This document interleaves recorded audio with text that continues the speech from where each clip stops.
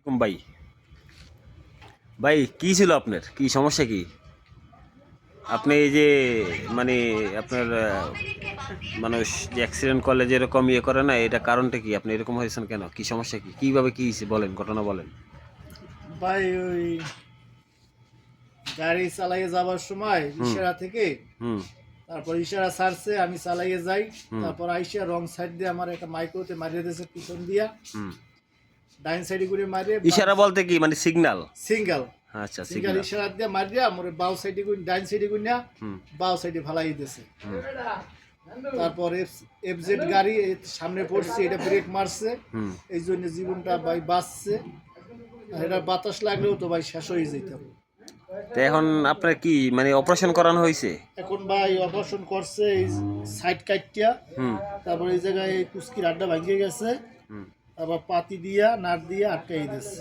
ও আচ্ছা মানে এখন আপনি কি রেস্টে আছেন এখন রেস্টে আছি, 15 দিন ছিলাম হাসপাতালে। এখন আবার 11 তারিখ যাইতে হইবে। এই লাড়ি দিয়েছে ভর দিয়া একটু এইটা দিয়েছে, এই দিয়ে আড়ি একটু হুম মোটামুটি কায়দায় এই 100%-এর 20% ঠ্যাঙ্গে ভর দেওয়া যায়, মোটামুটি 80% ভর দিতে পারতে আছি না। এখন আপনি মনে করেন যে আলাদা যদি সুস্থ হন আপনি কি মনে করতেছেন কাজ করার মতো আপনার মানে শক্তি এরকম আছে থাকবে বা কাজ করার মনোবল এরকম আছে এটা তো আল্লাহ জানে। এখন ঠ্যাং একটি ভাঙছে, ফিতে যদি এবার ঠ্যাং ভাঙে ভাই, ভাঙ্গা ঠ্যাং তো এমনি ভাই খাদলে পড়ে।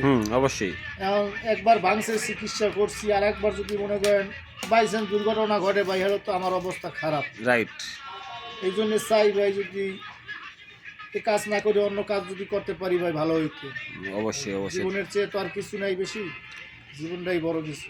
তো দর্শক আসলে বুঝতে পারছেন আপনারা যে আমার সাথে এক ভাই তিনি আমার মতোই বাইক রাইডিং করে বা ফুড ডেলিভারিতে কাজ করেন।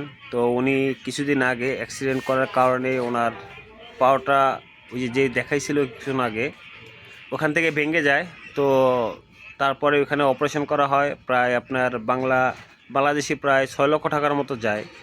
তো এটা পুরোটাই ইন্স্যুরেন্স বহন করছে। তো সবাই প্রবাসী যারা আছেন ফুড রাইডার ডেলিভারি আছেন অবশ্যই তাদের জন্য অবশ্যই দোয়া করবেন, তারা যেন ঠিকমতো কাজ করতে পারে।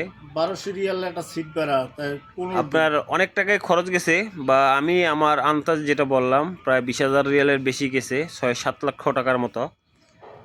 তো দোয়া করবেন ভাইয়ের জন্য, সবাই ভাই যেন অতি দ্রুত সুস্থ হয়ে আমাদের মাঝে ফিরে আসতে পারে, এবং আশা করি তার ফ্যামিলিগত যত ঋণ আছে যেন ঋণ যেন শোধ হয়ে যায়।